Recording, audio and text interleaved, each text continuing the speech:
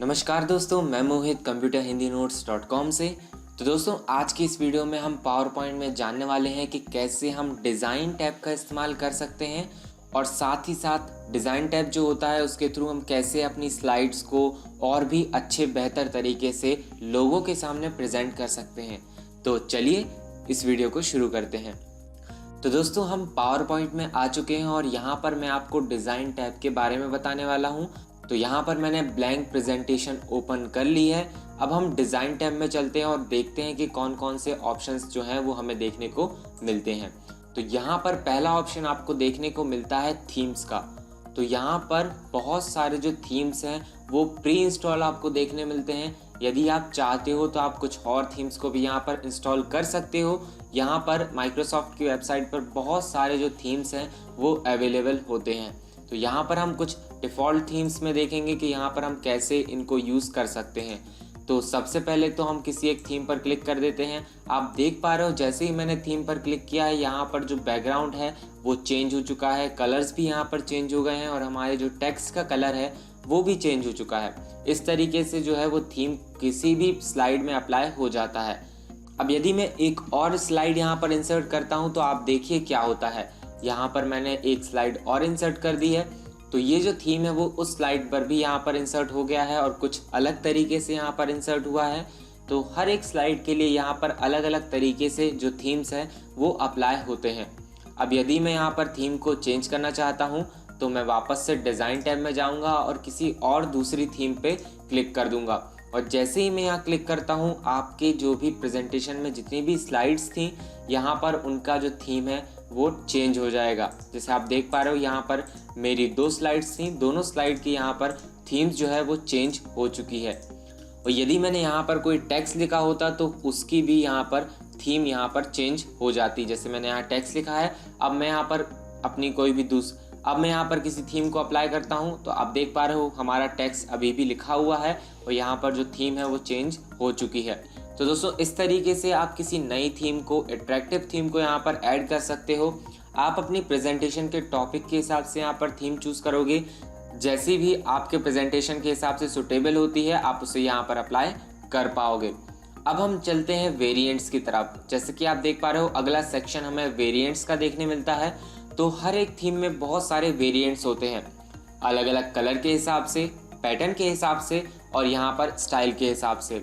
तो यहाँ पर बहुत सारे वेरिएंट्स आपको देखने मिल जाएंगे। जैसे जो हमने थीम अभी अप्लाई की हुई है उसमें भी बहुत सारे यहाँ पर वेरिएंट्स आपको देखने मिल रहे हैं। अब मैं यहाँ पर सेकंड जो वेरिएंट है उस पर क्लिक कर दूंगा। आप देख पा रहे हो एक अलग सा टेक्सचर अब हमें देखने मिल रहा है, कलर्स भी यहाँ पर चेंज हो चुके हैं और कुछ नया लुक जो है वो हमें देखने को मिल जाता है। अब मैं किसी और वेरिएंट पर क्लिक करूंगा तो यहाँ पर कुछ और तरह का वेरिएंट इंसर्ट हो जाएगा। इस तरीके से हम अपने हिसाब से कोई भी वेरिएंट्स को है चूज़ कर सकते हैं। यहाँ पर आपको ड्रॉप डाउन पे क्लिक करते हो तो बहुत सारे वेरिएंट्स देखने मिल जाते हैं। आपको यहाँ पर हर एक थीम के हिसाब से वेरिएंट्स देखने मिलते हैं। ज़रूरी नहीं है कि हर एक थीम में बहुत सारे वेरिएंट्स हो, किसी में वेरिएंट्स नहीं होते हैं, किसी में बहुत ही कम वेरिएंट होते हैं। लेकिन यहाँ पर जैसी जैसी थीम्स आपको यहाँ देखने मिलेंगी हर एक में आपको कुछ ना कुछ वेरिएंट्स यहाँ पर देखने मिलेगा। जैसे मैं किसी और यहाँ पर थीम को अप्लाई कर देता हूँ तो यहाँ पर आप देख पा रहे हो हमें अलग अलग कलर के हिसाब से यहाँ पर वेरिएंट्स जो हैं वो देखने को मिल जाते हैं। इसके बाद यदि आप यहाँ ड्रॉप डाउन पे क्लिक करते हो तो यहाँ पर आपको कुछ और ऑप्शंस जो हैं वो देखने को मिल जाते हैं। जैसे कलर्स, फॉन्ट, इफेक्ट और यहाँ पर बैकग्राउंड स्टाइल का ऑप्शन आपको देखने मिलता है। अब इनका आप कैसे यूज़ कर सकते हो, तो यहाँ पर आपने किसी थीम को अप्लाई कर दिया, उसका एक वेरिएंट भी यहाँ पर चूज़ कर लिया, लेकिन आपको अभी भी वो कलर पसंद नहीं आ रहा है तो आप यहाँ पर कलर्स को चेंज कर सकते हो। आप कलर में जाओगे और यहाँ पर आपको कलर जो है वो चेंज करने के ऑप्शंस मिल जाते हैं। आप जैसे जैसे यहाँ कर्सर ले जाते हो आपको यहाँ पर उसका प्रीव्यू देखने को मिल जाता है और आप अपने हिसाब से कलर्स को चूज़ कर सकते हो। जैसे मैंने किसी एक कलर पे क्लिक कर दिया है तो अब हमें एक नया सा लुक देखने को मिल रहा है।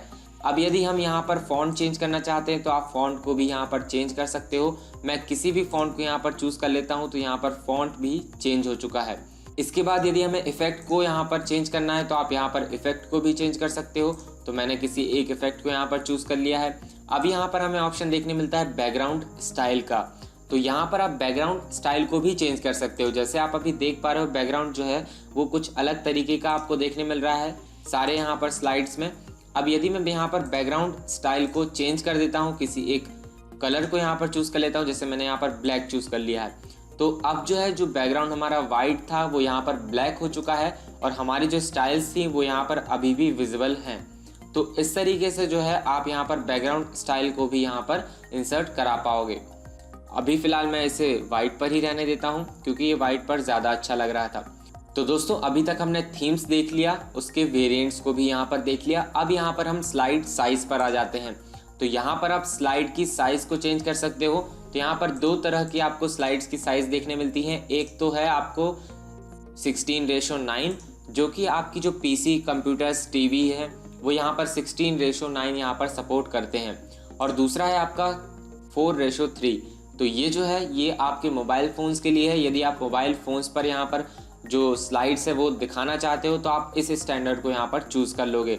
यदि आप कस्टम पे जाते हो तो यहाँ पर आप खुद अपना एक साइज़ यहाँ पर डिफाइन कर पाओगे जिसे आप अपनी स्लाइड्स पर अप्लाई कर पाओगे। इसके बाद हम चलते हैं फॉर्मेट बैकग्राउंड की तरफ। तो जैसे ही हम फॉर्मेट बैकग्राउंड पर यहाँ पर क्लिक करते हैं तो यहाँ पर आपको कुछ ऑप्शंस देखने को मिल जाते हैं।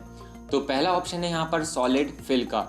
जैसे ही हम इस पर क्लिक करते हैं यहाँ पर आप उस कलर को चूज़ कर सकते हो जिसे आप बैकग्राउंड में यहाँ पर फिल कराना चाहते हो। जैसे कि मैंने यहाँ पर एक ग्रे कलर को चूज़ कर लिया है तो यहाँ पर वो बैकग्राउंड में फिल हो चुका है। और आपको ये याद रखना है फॉर्मेट बैकग्राउंड सिर्फ उसी स्लाइड पर यहाँ पर काम करता है जिसे आपने यहाँ पर सिलेक्ट किया हुआ हो। यदि वो स्लाइड यहाँ पर सिलेक्टेड नहीं है तो ये जो फॉर्मेट बैकग्राउंड का ऑप्शन है वो उसमें काम नहीं करेगा। तो यहाँ पर हमने सॉलिड यूज़ कर लिया। अब हम ग्रेडियंट देखते हैं। तो यहाँ पर आप ग्रेडियंट को है फिल कर सकते हो। आप किसी भी यहाँ पर कलर को चूज़ कर पाओगे जिसका आप ग्रेडियंट बनाना चाहते हो। जैसे मैंने यहाँ पर कुछ कलर्स को यहाँ पर चूज़ कर लेता हूँ। तो यहाँ पर मैंने कुछ कलर्स चूज़ कर लिए हैं और आप देख पा रहे हो उनका यहाँ पर ग्रेडियंट तैयार हो चुका है। इसके बाद यदि हम पिक्चर्स को यहाँ पर इंसर्ट कराना चाहते हैं तो हम पिक्चर्स को भी इंसर्ट करा सकते हैं। और यहाँ पर कुछ टेक्सचर्स भी देखने मिलते हैं जो कि यहाँ पर पहले से ही डिफाइन है, तो आप उन्हें सेलेक्ट कर सकते हो और वो यहाँ पर अप्लाई हो जाएंगे। इसके बाद यदि आप पैटर्न यहाँ पर यूज़ करना चाहते हो तो बहुत सारे यहाँ पर आपको पैटर्न देखने मिल जाते हैं, तो आप किसी भी पैटर्न को यहाँ पर इंसर्ट करा सकते हो। यदि आप यहाँ पर हाइड बैकग्राउंड ग्राफिक्स पे क्लिक कर दोगे तो आप देख पा रहे हो जो एक्स्ट्रा ग्राफिक्स हैं जो भी हमारी स्लाइड में यहाँ पर इंसर्ट किए जाते हैं वो यहाँ पर अपने आप हाइड हो जाएंगे। यदि आप हाइड करना चाहते हो तो आप उन्हें हाइड कर सकते हो।